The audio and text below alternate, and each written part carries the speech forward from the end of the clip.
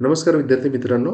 या व्हिडिओमध्ये आपण मॉडिफाय टूलबारमध्ये कोणकोणत्या कमांड्स आहेत हे पाहणार आहे. ह्याच्या अगोदरच्या व्हिडिओमध्ये आपण ड्रॉ टूलबार पाहिला, तो एक्सप्लोर केला. ड्रॉ टूलबारमध्ये आणि मॉडिफाय टूलबारमध्ये काय फरक आहे नेमका? मॉडिफाय टूलबारचा आपण यूज कधी करतो? आपण ज्यावेळी ड्रॉइंग हे ड्रॉ टूलबारचा यूज करून ड्रॉ केलेलं असतं, त्या ड्रॉइंगमध्ये जर मला चेंजेस करायचे असतील, चेंजेस म्हणजे मला ते ड्रॉइंग एडिट करायचं आहे किंवा त्या ड्रॉइंगमध्ये काहीतरी चुका आहेत, तर चुका करेक्ट करायच्या आहेत. तर ते करण्यासाठी, त्या चुका दुरुस्त करण्यासाठी किंवा चुका मॉडिफाय करण्यासाठी किंवा ते ड्रॉइंग मॉडिफाय करण्यासाठी आपण मॉडिफाय टूलबारचा यूज करतो. आता मॉडिफाय टूलबारमध्ये कोणकोणत्या कमांड्स आहेत?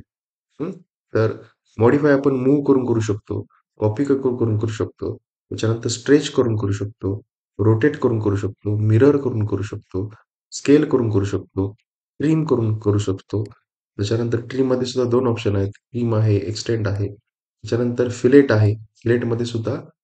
फिलेट आहे, चॅम्फर आहे, ब्लेंड कर्व्हज आहेत. त्याच्यानंतर अरेज आहेत. अरेजमध्ये सुद्धा 3 ऑप्शन आहेत. रेक्टँग्युलर अरे, पाथ अरे आणि पोलार अरे. सो मेनली हे लक्षात ठेवा, की ड्रॉइंग जर आपल्याला मॉडिफाय करायचं असेल, एडिट करायचं असेल, करेक्ट करायचं असेल, त्यावेळी आपण मॉडिफाय टूलबारचा यूज करतो. या व्हिडिओमध्ये आपण सुरुवातीला मूव्ह कमांड काय आहे हे ऑब्झर्व्ह करू. ओके. तर मूव्ह कमांड काय आहे? तर नावातच आहे. मूव्ह म्हणजे त्या ऑब्जेक्टला, जो आपण ऑब्जेक्ट ड्रॉ केलेला आहे, त्या ऑब्जेक्टला मूव्ह करणे किंवा त्या ऑब्जेक्टला हलवणे. एका ठिकाणाहून दुसऱ्या ठिकाणी घेऊन जाणे. जर आता या मूव्ह कमांडवरती समजून घेण्यासाठी आपण काय करू? सिंपल एक ड्रॉइंग काढू. मी सपोज इथे एक सर्कल ड्रॉ करतो. मी एक सर्कल ड्रॉ करतो. हे सर्कल आहे आणि सपोज हा एक रेक्टँगल आहे.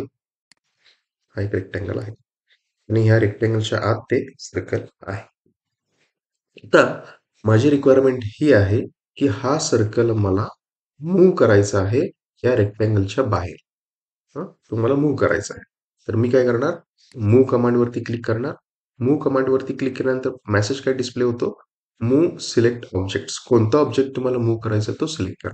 तुम्हाला ऑब्जेक्ट हा मूव्ह करायचा आहे का हा मूव्ह करायचा आहे? 2 ऑब्जेक्ट आहेत आपल्याकडे. आपल्याला ऑब्जेक्ट कुठला मूव्ह करायचा होता? सर्कल मूव्ह करायचा होता रेक्टँगलच्या बाहेर. तो मी ऑब्जेक्ट सिलेक्ट केला. हं. आता ऑब्जेक्ट सिलेक्ट केल्यानंतर नेक्स्ट मेसेज काय होतो? मूव्ह सिलेक्ट ऑब्जेक्ट झाला. त्याच्यानंतर इंटर प्रेस करा. इंटर प्लेस केल्यानंतर नेक्स्ट मेसेज डिस्प्ले होतो मूव्ह स्पेसिफाय बेस पॉइंट. म्हणजे एक बेस पॉइंट किंवा एक रेफरन्स पॉइंट आपल्याला सांगावं लागेल. म्हणजे विथ रिस्पेक्ट टू ह्या सेंटर तो ऑब्जेक्ट मूव्ह व्हायचा आहे का हे रेक्टँगलचे कॉर्नर्स आहेत 1, 2, 3, 4 विथ रिस्पेक्ट टू हे कॉर्नर्स तुम्हाला मूव्ह करायचं आहे का विथ रिस्पेक्ट टू हा सर्कलचा सेंटर पॉइंट तुम्हाला मूव्ह करायचा ऑब्जेक्ट हे सांगा. सपोज मी सर्कलचा सेंटर पॉइंट सिलेक्ट केला.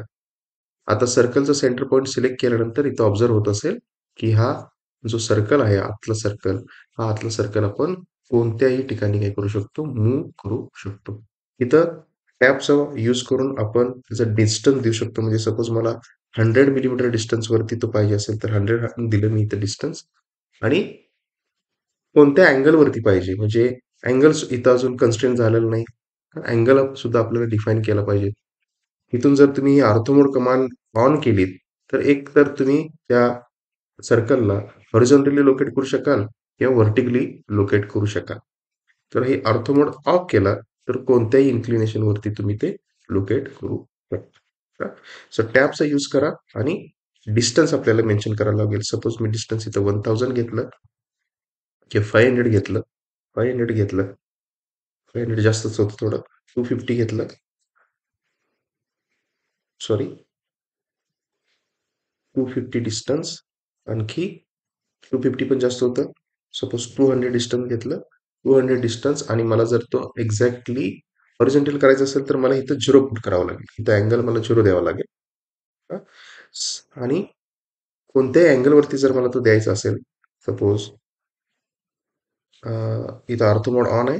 नाही, ऑर्थो मोड ऑन नाहीये. सपोज मला ह्या अँगलवरती द्यायचं असेल 15.9 डिग्रीवरती द्यायचं असेल तर तुम्ही देऊ शकतो. मी आत्ताच्या घडीला समजण्यासाठी इथे अँगल मी 0 पुट करतो. तर तो सर्कल एक्झॅक्टली काय होईल? हॉरिझॉन्टल लाईनवरती लोकेट होईल. त्यानंतर मी इंटर बटन प्रेस केलं. इथं सपोज डिस्टन्स मी 250 एंटर केलं किंवा 200 एंटर केलं. तर 200 डिस्टन्सवरती तो सर्कल काय होईल? मूव्ह होईल. त्याच्यानंतर मी एंटर प्रेस करेन. राईट? सो अशा पद्धतीनं मूव्ह कमांडचा यूज करून हा सर्कल आपण या रेक्टेंगलच्या बाहेर मूव्ह केला. Thank you.